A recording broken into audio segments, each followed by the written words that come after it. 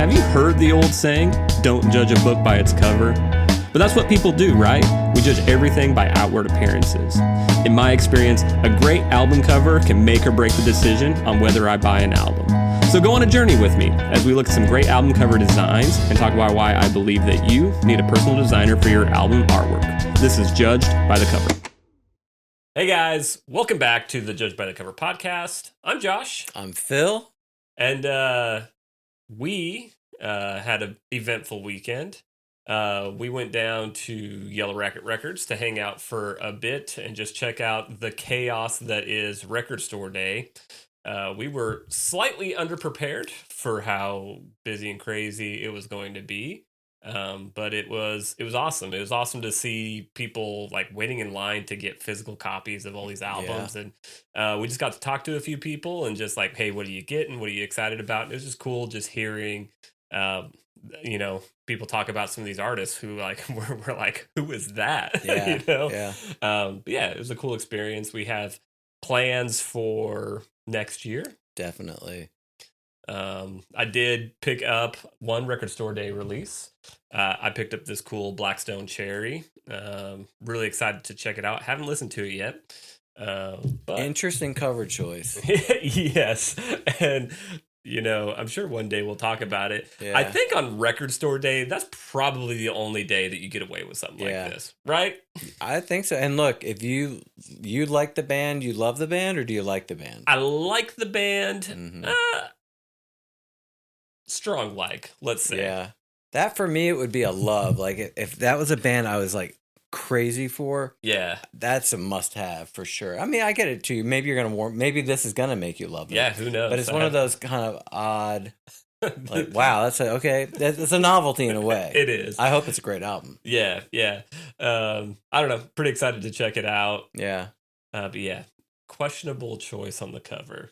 Yeah, it's interesting. I mean, I still want to see the band. It's like I always want to see something about the band. Oh, man. I was telling Phil, I saw Blackstone Cherry in Chattanooga. This was like post-COVID, like fresh off of COVID.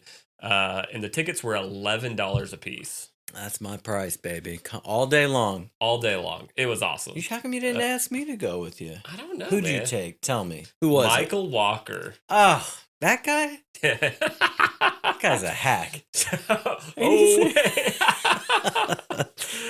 Shout out Michael Walker. You know I love Michael Walker. That's our boy. Yeah. So we're not here to talk about Record Store Day necessarily. We are actually going to be doing music discovery. Which I love, which is kind of like a Record Store Day dovetail. Yeah, exactly. So this was probably my favorite episode that we did last year, was the first one of these. Discovered a band that I fell in love with, and actually, it's right over Phil's head, that one there. Yeah. Dangerous Summer, Coming Home. I really like that band. Yeah, so it was a really fun exercise, and for those that haven't seen this before, what I did is I went to the record store and I just started sifting through bins, and I picked up 3 records. I don't know the bands. I'll tell y'all kind of what my thought process was and why I picked out these albums. Right. But what we're going to do is I'm going to let Phil look at these for the first time, and he's going to pick out his favorite. And then what we're going to do is we're going to take a quick pause. We're going to listen to a few of the songs from the record, do a quick Google search to see who the heck this is. Oh, wow. And then we're going to come back and report back and just, let you know, was it like, hey, this is our new favorite band, or is it, I know why it was in the $10 bin. May I ask, like, what record store did you go to? So these actually came from For the Record. Northgate Mall. Oh, yeah. That was just a really fun one to dig through bins because they don't have just like your standard like classic rock and it's like kind of old country and mismatched stuff. Like they don't even know where some of the stuff is, which I like. That's cool because you took me there once. Yeah, and they've got a cool area where they have like records that just came in, and it's like it's a smorgasbord. It's like Goodwill, kind of like almost. Yeah. And some of these are like that one.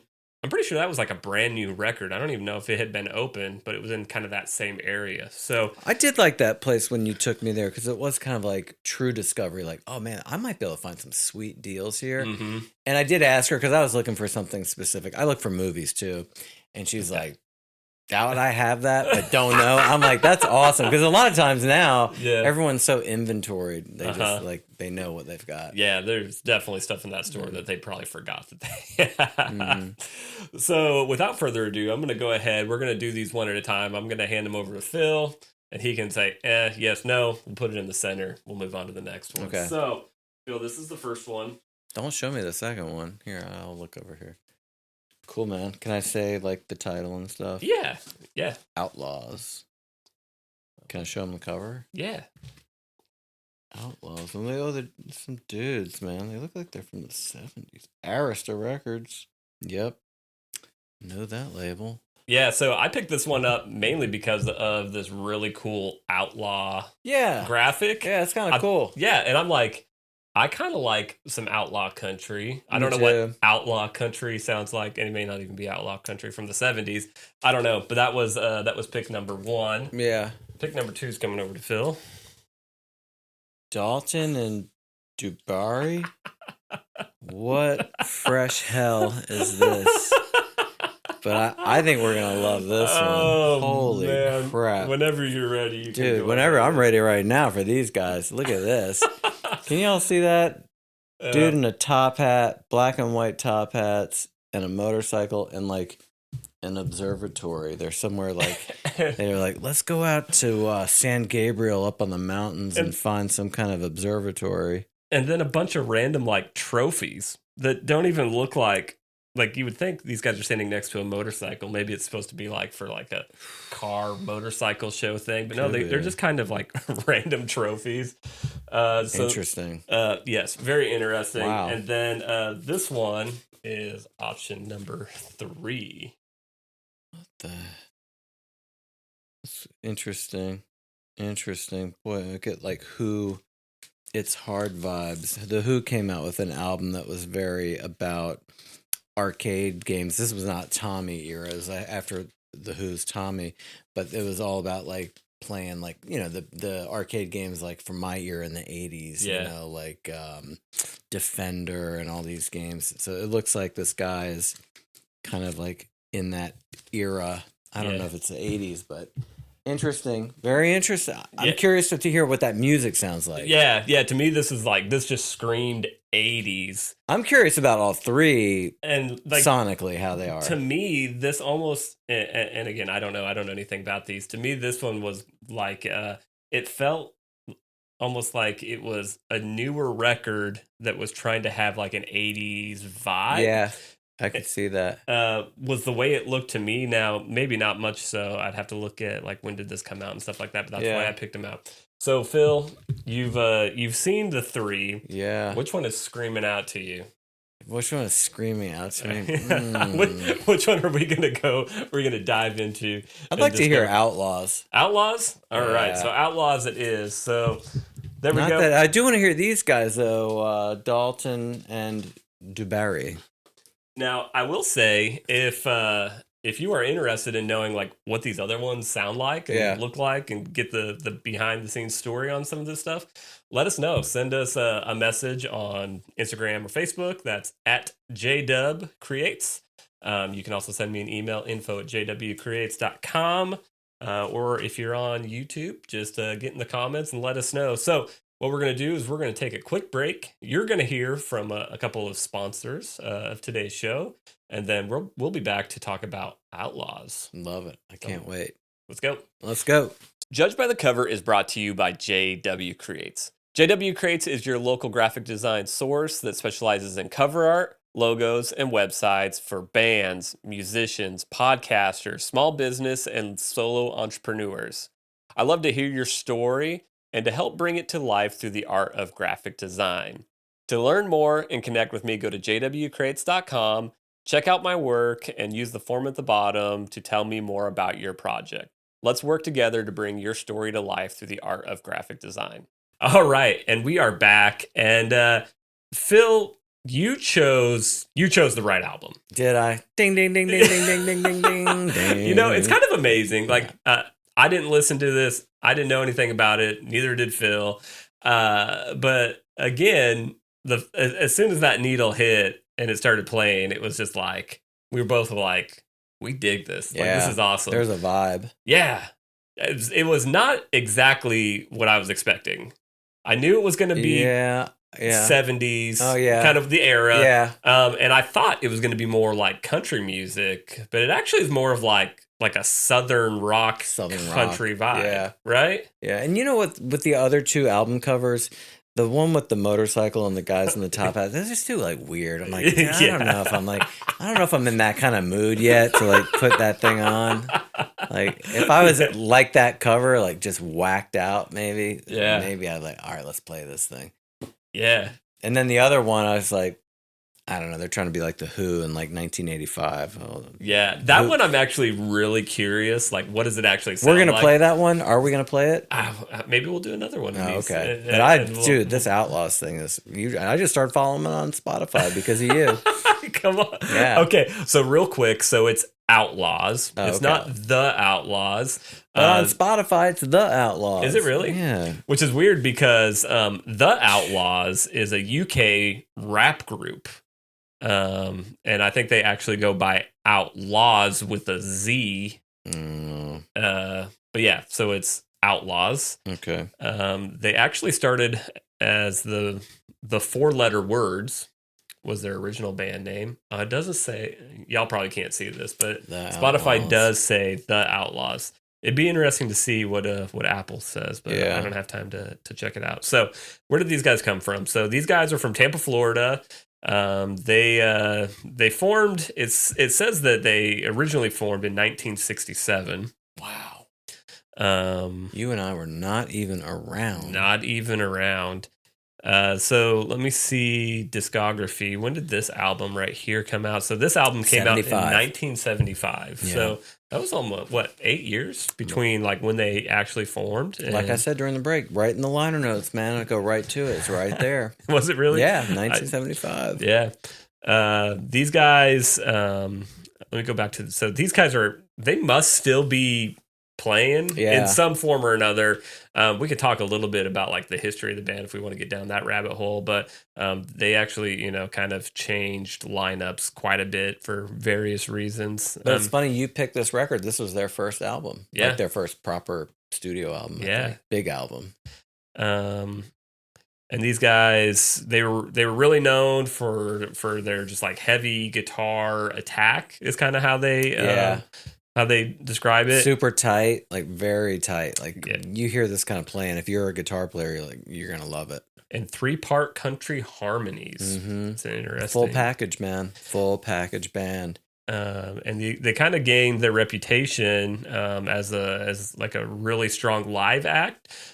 Touring for bands like the Allman Brothers, Lynyrd Skynyrd, the Marshall Tucker Band, Charlie Daniels Band. So, huge. Like, if you know, like, what those bands sound like, these guys fit right in. They kind of just fit in that pocket. Yep. They also went out with the Who, Eagles, the Rolling Stones. So these guys kind of, they rode that line of that country, like they could fit into that country world, but they could also fit in the rock world. It's kind of that perfect mesh of Southern rock. And it's funny, you said that some of the songs that we played were familiar to you. Yeah. I swear the first song on the album, I mean, I almost can guarantee I've heard it. It's called There Goes Another Love Song. I feel like I've heard that on classic rock radio or Southern rock radio.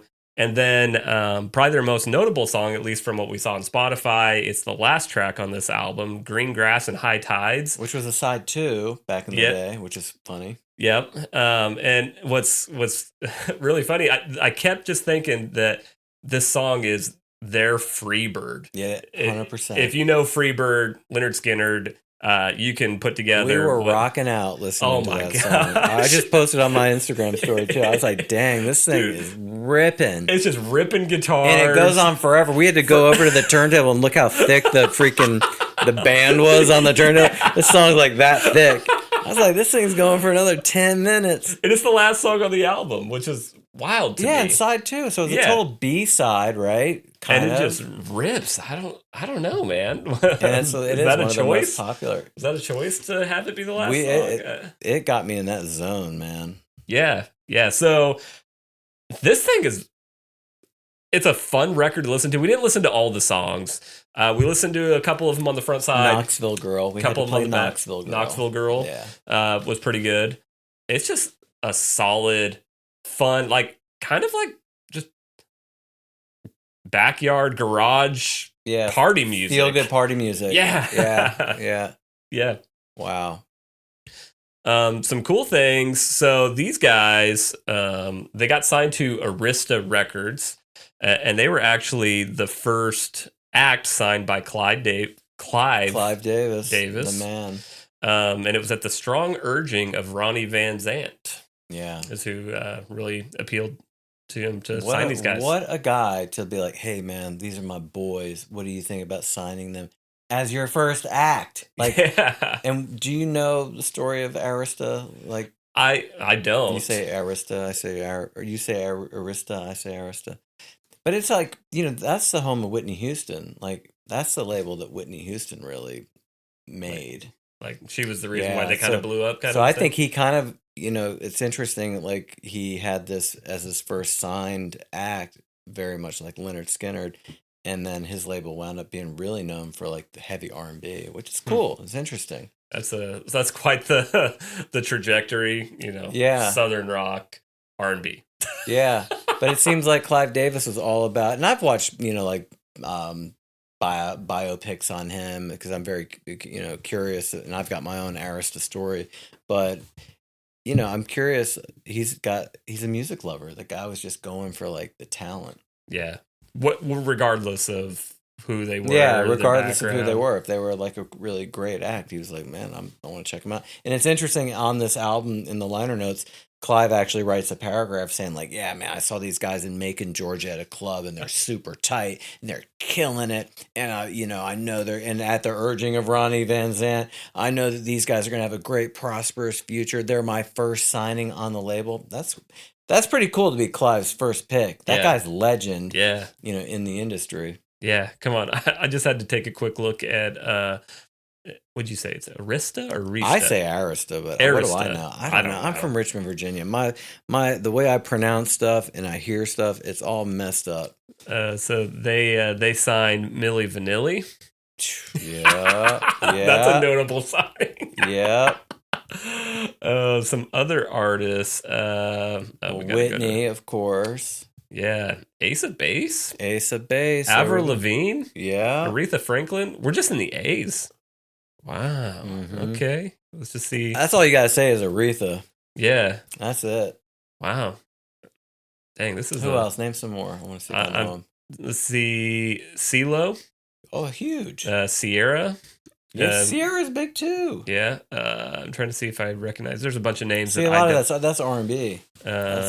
Strong R&B. Diamond Rio. Oh, they're good. I like Diamond Rio. Oh god, their song "One More Day" good, dude. And I guess, gosh. Well, they must have a Nashville label. They do. It says Arista. Well, I didn't want to. Nashville. I didn't want to interrupt you. What were you going to say about Diamond Rio? No, because Diamond Rio is darn good. Yeah, I've heard that live. Those guys are phenomenal. Yeah. Even now, even to this day, they are still like rock solid. Yeah, they got big hits. They're big act, dude. I only made it to like the E's. Come on, give me one more. Let's see. Sorry, pick a cool name. Let me see if I know it. I'm just curious. Let's see. Because this guy was doing hits. Babyface, right? Foreigner.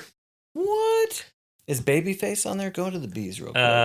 I want to say yes. Because if Babyface is on there, Babyface. Because he wrote for everybody. See, there you go. He did Babyface, and then Babyface writes for everybody. He was like the hitmaker. He was like the Prince, the next generation. Oh, really? Prince, yeah. Huh.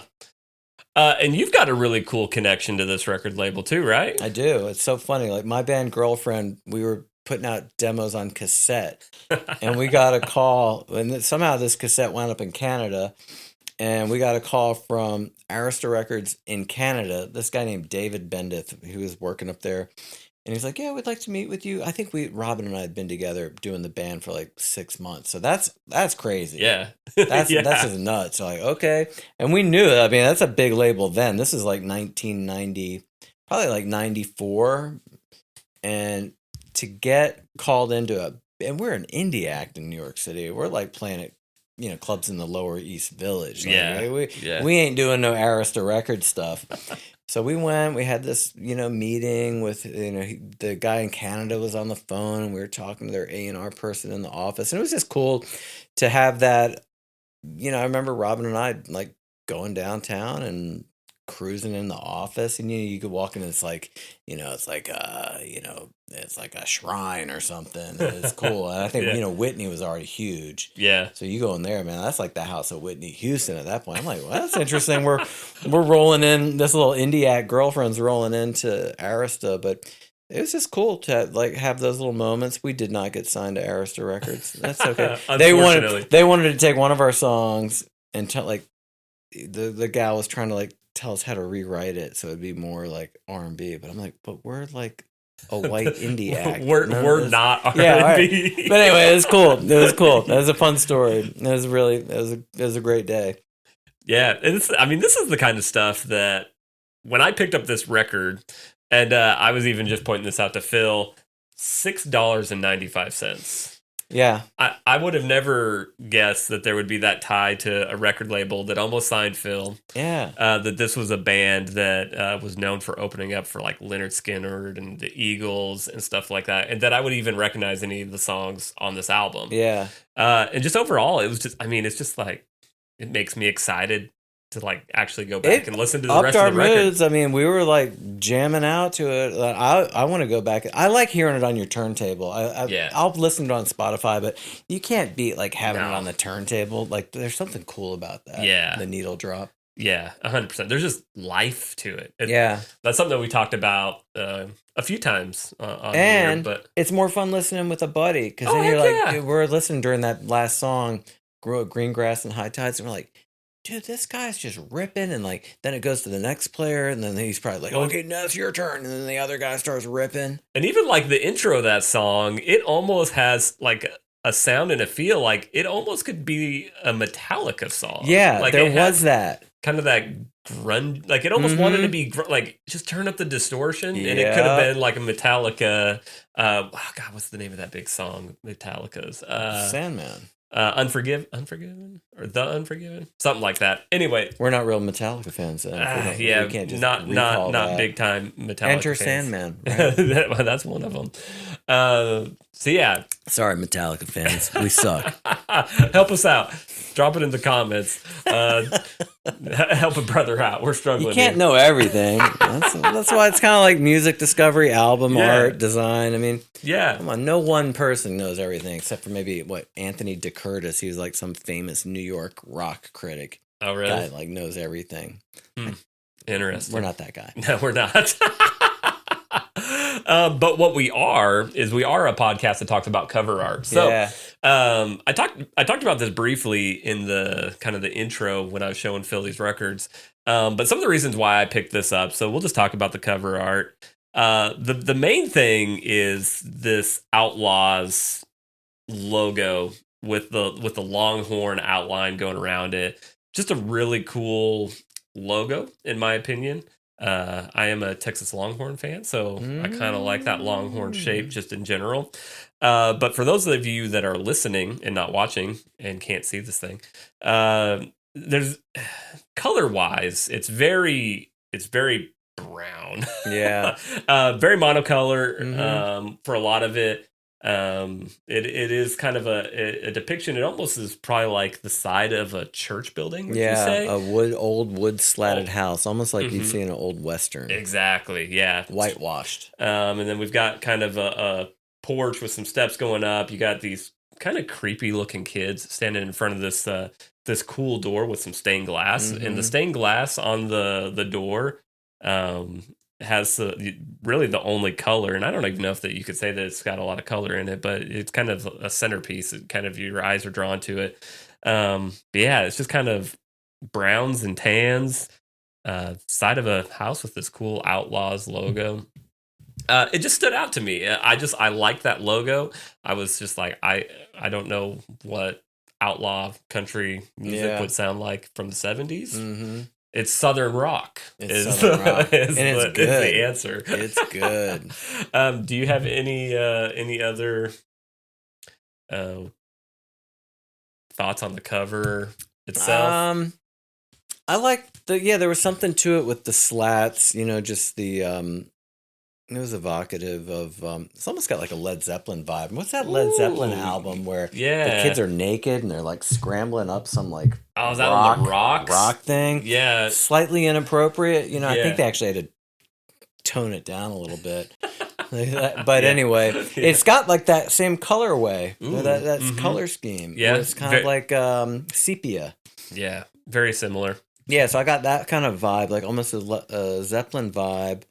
But no, I just think it's interesting that like that's a Clive Davis first signing for Arista Records. It's like, wow. And then that label totally went in a different direction. We should have looked into the cover artist. So design is credited to Arton Association. Cover art by Janet Major, Mager. At least they gave her credit and gave the design house credit, right? Yeah. And I'm just curious, like there's lots of little bits in here. Like there's this little bird that you almost can't see sitting on the rail. And then there's like this picture of what I'm assuming is a sunrise. It almost looks like the Sun Records logo in a way. I got a little vibe from that, a little Memphis vibe. Yeah, so I don't know if some of this imagery like means anything as far as like when it comes to like the songs and stuff like that. If there's anything that kind of ties back to that. But yeah, overall, a really fun exercise in finding something new. Yeah, that was very unexpected, and getting excited about it. Yeah, I love that era. Like, I think my daughter would like that. Yeah, yeah. I mean, it sounds like the stuff I grew up listening to. My dad was a huge fan. I mean, every band that was on that list of people that they toured with, that's the kind of stuff my dad listened to. Yeah. So it kind of makes me think of growing up, the music I listened to, what was on the radio all the time. Yeah. Yeah, it's just love it. Music of a different lifetime. Go check them out. Yeah. So go check out Outlaws. Ooh, let me pull them up real quick and just see. They have a website, so they're still relevant in some form. Gotta have a website. So let's just see. Do they have? Ooh, there's a tab that says tour. Do we have? Oh my gosh! These guys are touring, man. April 26th, they are playing in Nashville, 8th annual Freeborn Jam Benefit. What club? Doesn't say. Let's see if I click on. That's pretty cool. City Winery, Nashville. Oh yeah, okay. So a friend of mine has played that City Winery. That's a popular spot. That pops up a lot. And they're playing May. They've got a show in Florida in Palmetto. They're playing Valley Fest in Tennessee May 3rd. Oh wow. Dude, these guys they're out there. Yeah. Do we got anything close to us? They're in Atlanta, Fox Theater on the 21st of June. We could hit that. Yeah. Yeah. We'll see y'all in Atlanta. Yeah. So Outlaws, go check them out.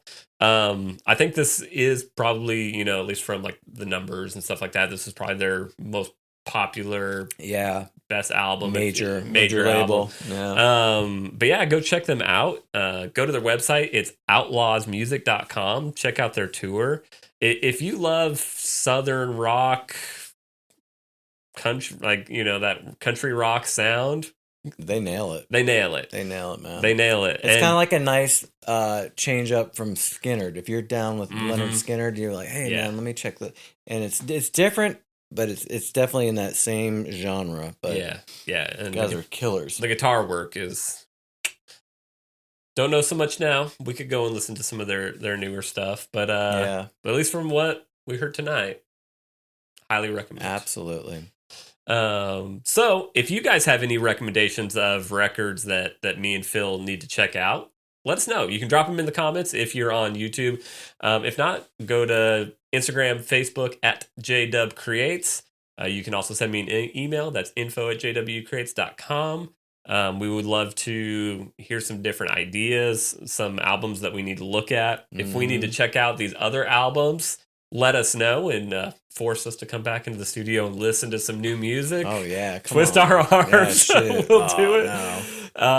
And then if you have any other ideas, questions, thoughts, ideas, we want to hear from you. Yeah.